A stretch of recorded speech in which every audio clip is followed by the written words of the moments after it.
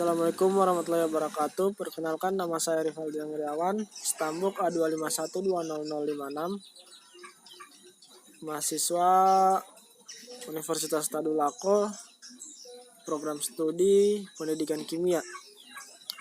Di sini saya akan membahas jawaban saya mengenai soal yang diberikan pada mata kuliah kimia fisik, di mana soalnya yaitu amonia merupakan salah satu senyawa nitrogen yang sangat penting, terutama untuk bahan baku pupuk, di mana reaksinya yaitu N2G ditambah 3H2G menghasilkan reaksi bolak-balik yaitu 2NH3G, di mana delta H derajat sama dengan negatif 92 kJ. Dalam skala industri, amonia diproduksi dengan proses Haber, yaitu dengan mereaksikan nitrogen dan hidrogen dengan bantuan katalis besi. Menurut reaksi yaitu N2G ditambah 3H2G menghasilkan reaksi bolak-balik 2NH3G, di mana delta H derajat sama dengan negatif 92 kJ. Dalam skala industri, reaksi ini dijalankan pada tekanan tinggi, kurang lebih 200 atm, dan juga pada suhu tinggi antara 400 sampai 500 derajat Celcius agar reaksi dapat berjalan cepat.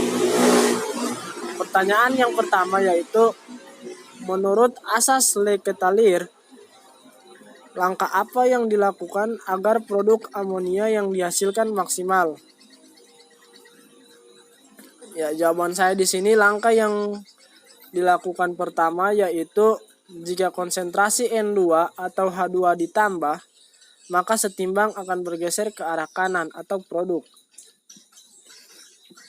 Jika volume diperkuat dan tekanan diperbesar, maka setimbang akan bergeser ke jumlah koefisien yang kecil atau produk. Dan jika suhu diturunkan, maka setimbang bergeser ke arah reaksi eksoterm atau ke kanan, ke produk. Kemudian pertanyaan bagian B, pada kondisi 298 Kelvin dan 1 atm, hitunglah harga Kp dan Kc dari reaksi kesetimbangan tersebut, di mana delta G derajat F NH3 sama dengan negatif 16,7 kJ per mol, delta G derajat F N2 sama dengan 0 kJ per mol, delta G derajat F H2 sama dengan 0 kJ per mol. Sini jawaban saya yaitu delta G sama dengan 2 dikali delta G derajat F NH3 dikurang delta G derajat F N2 ditambah delta G derajat F H2. Nah, di sini kita tinggal masukkan saja nilainya, di mana nilainya itu yaitu 2 delta G derajat F NH3 nilainya negatif 16,7 kJ per mol dikurang delta G derajat F N2 yaitu 0 kJ per mol dan ditambah delta G derajat F H2 yaitu 0 kJ per mol. Maka hasil yang didapatkan yaitu negatif 33,4 kJ per mol, atau bisa juga menjadi sama dengan negatif 33,4 kali 10 pangkat 3 Joule per mol. Ln Kp sama dengan delta G per negatif R kali T. Terus tinggal dimasukkan saja, di mana delta G tadi kita dapatkan yaitu negatif 33,4 kali 10 pangkat 3 Joule per mol. Dan negatif R sama dengan negatif 8,314 Joule per mol kali Kelvin dikali 298 Kelvin sama dengan negatif 33,4 kali 10 pangkat 3 Joule per mol per negatif 2477,572 Joule per mol. Maka ln Kp sama dengan 13,48. Kp sama dengan ln 13,48. Kp di mana diketahui ln 13,48 itu 714.972,95. Kemudian Kc sama dengan Kp per RT delta N, di mana delta N sama dengan 2 kurang 4 sama dengan negatif 2. Terus kita tinggal masukkan saja nilainya. Nilai dari Kp yaitu 714.972,95 dibahagi dengan RT 0,082 ln ATM per mol Kelvin dikali 298 Kelvin pangkat negatif 2 sama dengan 714.972,95 per 24,436 negatif 2 sama dengan 714.972,95 per 0,00168. Maka Kc sama dengan 425.79136,91. Oke, selanjutnya kita lanjut pada nomor 2, yaitu soalnya dari soal nomor 1, hitunglah perubahan entropi delta S derajat, delta U, dan delta A. Dimana jawaban saya di sini yaitu pada bagian A, diketahui delta H sama dengan negatif 92 kJ. Delta G sama dengan negatif 33,4 kJ per mol.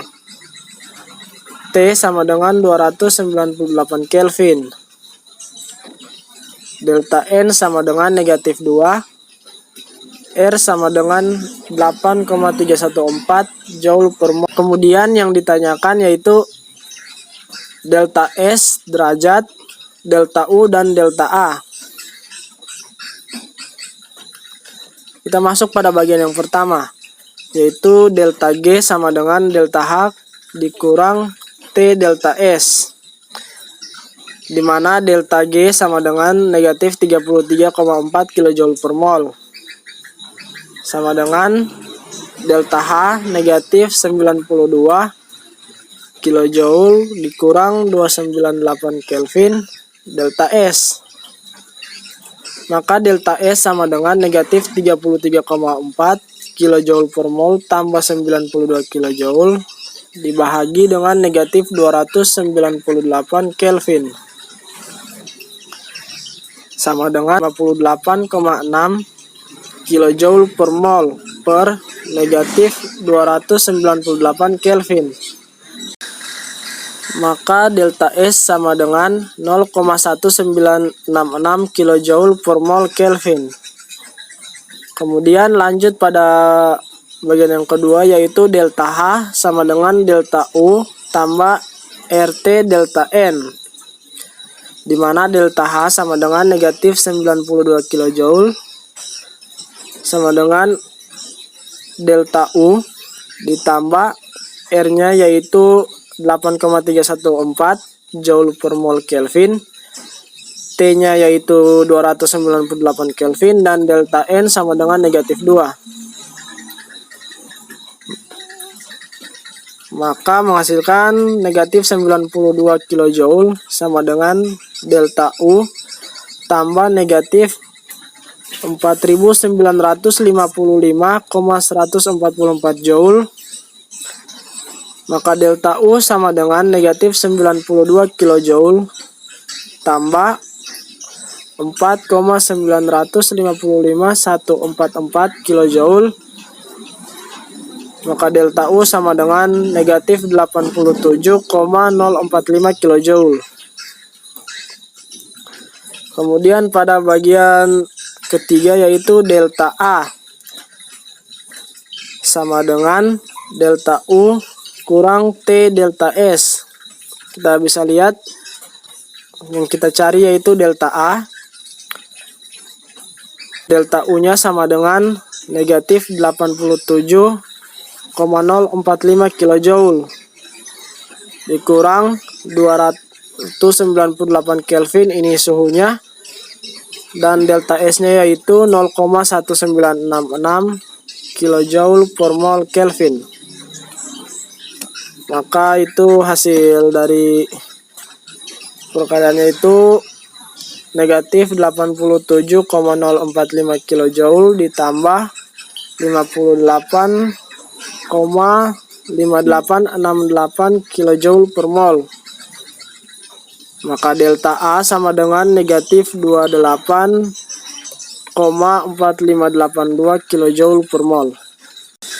Kemudian pada bagian B yaitu pertanyaannya, jika reaksi tersebut dijalankan pada suhu 500 Kelvin, apakah reaksi dapat berjalan spontan ke arah pembentukan amonia?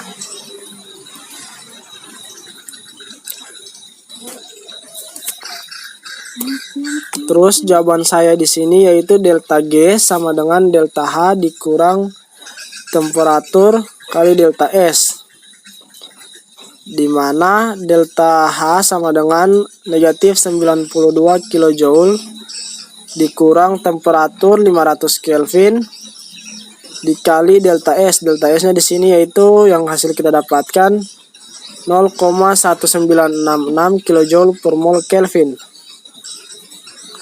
Maka hasil perhitungannya yaitu negatif 92 kilojoule dikurang negatif 98,3 kilojoule per mol sama dengan 6,3 kilojoule per mol. Hal ini dikarenakan suhu pada reaksi ini dinaikkan dan nilai delta G yang diperoleh positif. Maka reaksi tidak berjalan secara spontan ke arah pembentukan amonia. Kemudian pada bagian C yaitu pertanyaannya, untuk tekanan 1 atm pada suhu di bawah berapa reaksi tersebut berjalan spontan ke arah pembentukan amonia atau produk. Nah, di sini jawaban saya yaitu agar reaksi spontan delta G kurang dari 0, dimana itu delta G sama dengan 0, delta H dikurang T delta S kurang dari 0,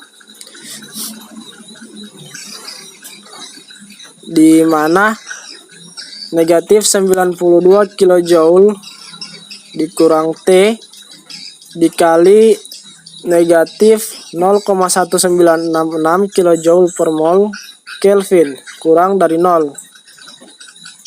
Negatif 92 kilojoule tambah 0,1966 kilojoule per mol Kelvin dikali temperatur kurang dari 0. 0,1966 T kilojoule per mol Kelvin kurang dari 92 kilojoule. T kurang dari 92 kilojoule per 0,1966 kilojoule per mol Kelvin. T kurang dari 467,96. Kemudian lanjut pada bagian yang keempat yaitu bagian D, dimana soalnya yaitu hitunglah entalpi molar gas NH3 pada suhu 500 Kelvin. Sini diketahui delta G sama dengan 6,3 kJ per mol, atau bisa juga 6,3 kali 10 pangkat 3 Joule per mol. Delta G sama dengan negatif RT ln Kp, dimana delta G itu sama dengan 6,3 kali 10 pangkat 3 Joule per mol sama dengan negatif R. Negatif R itu ketetapan yaitu 8,314 Joule per mol Kelvin.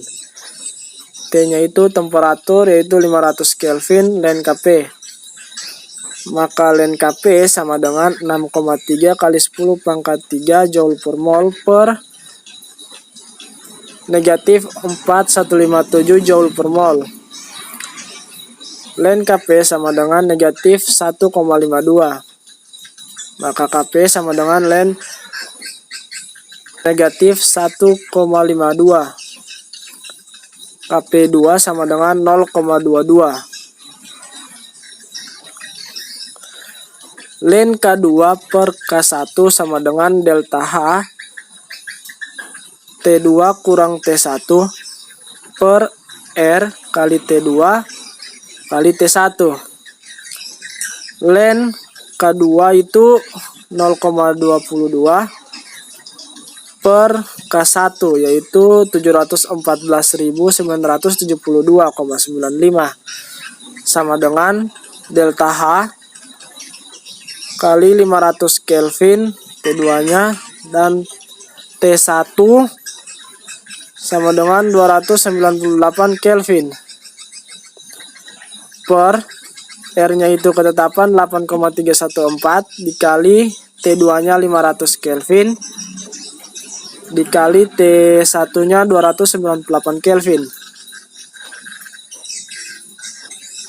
Maka ln 3,077 sama dengan 2,02 delta H per 1238,786 Joule per mol Kelvin,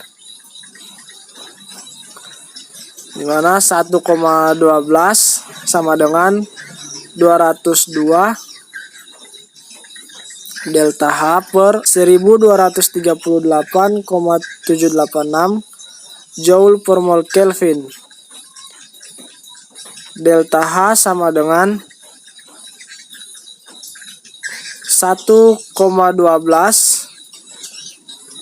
kali 1238,786 Joule per mol Kelvin per 202. Maka delta H sama dengan 6068,52. Oke, sekian dari saya. Itulah penjelasan dari soal kimia fisik. Kurang dan lebihnya saya mohon maaf. Assalamualaikum warahmatullahi wabarakatuh.